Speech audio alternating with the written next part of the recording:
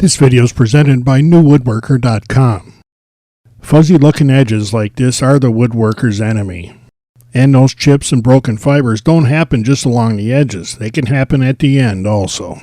The good news is that there are several things that we can do to minimize this chipping and tear out. One of the first things is to make sure that we're using the right type of cutter for the job.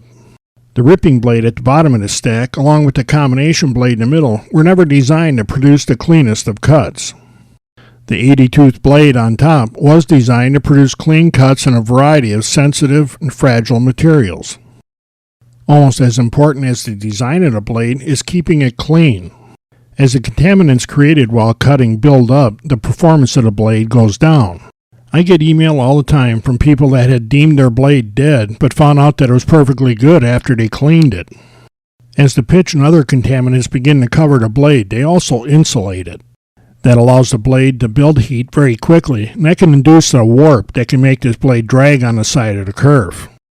A well-fitting zero-clearance insert can dramatically reduce the amount of chipping and fraying that we see, and that includes good-fitting zero-clearance inserts for your stacked dado set.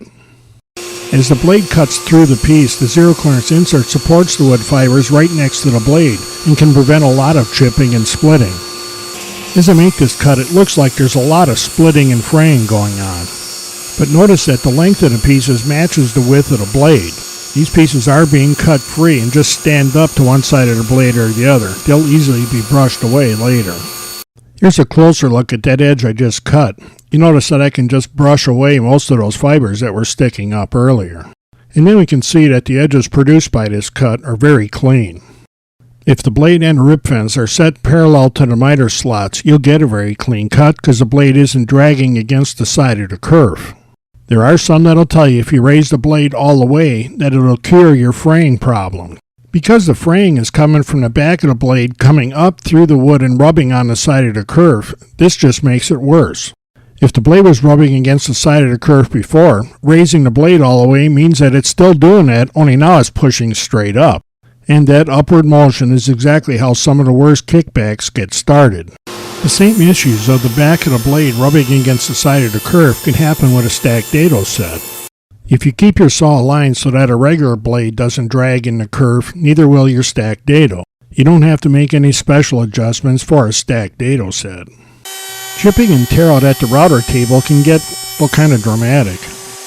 Angled cutters like the ones I'm using here were designed to help eliminate this, but they can't do it on their own. Probably the favorite way to get rid of tear out at the end of a cut on a router table is to put another board behind the one that we want to route. We call this a backer, and it's the one that absorbs all the damage. The piece in the back is the one I didn't use a backer board for, and you can see what happened to that. The piece in front is with the backer board, and you can see that there's a very tiny little bit of fraying on there. That'll all go away with sanding. So if you're having a problem with chipping and tear out, keep in mind that there are things you can do to minimize it.